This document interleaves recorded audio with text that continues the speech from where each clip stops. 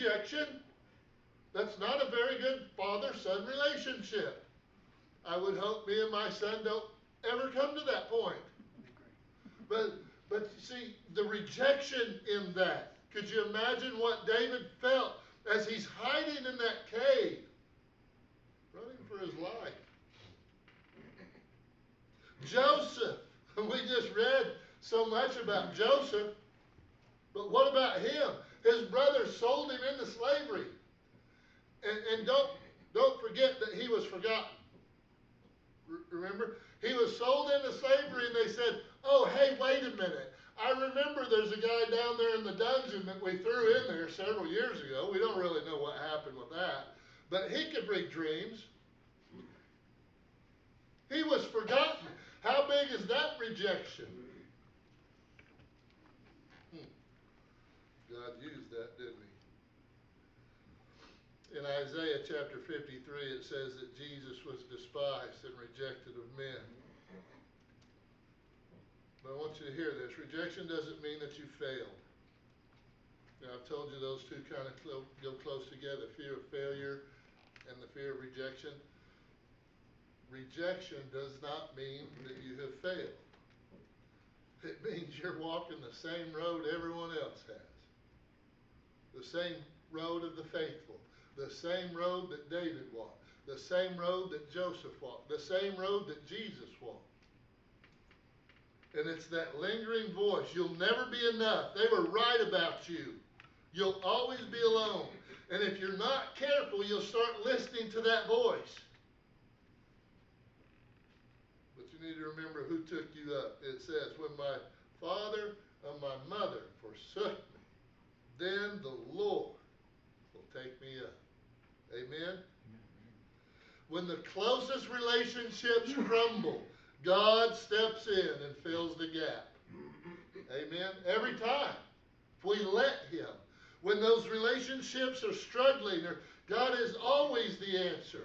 In Ephesians 5, it says, having predestinated us unto the adoption of children by Jesus Christ to himself. So while everyone else is rejecting and all of those lies of the devil are banging around in between your ears, you need to understand that God has chosen you and that you are his child. He says, having predestined you before the foundation of the world, before anyone could reject you, God chose you. That's a pretty cool thought, I think. Before anyone could tell me I'm not enough, before anyone could say you'll never be good enough, you can't follow the rules, you'll never make it, God said, wait a minute, I'll take that. That's mine. He predetermined this plan of salvation so that we would surrender. Refuse to let rejection define you. In Romans 8:31 it says, if God be for us, who can what? You've heard it. If God be for us, who can be against us? We can't let the human opinions outweigh the divine affirmation. If God is for us, who can be against us?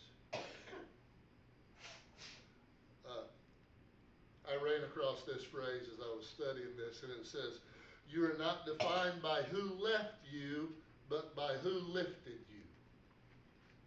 I thought that was pretty neat. When it talks about Jesus lifting us up. When Joseph was rejected, he was positioned where?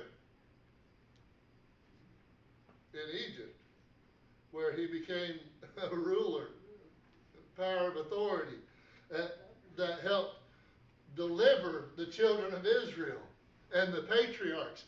I was thinking about that too.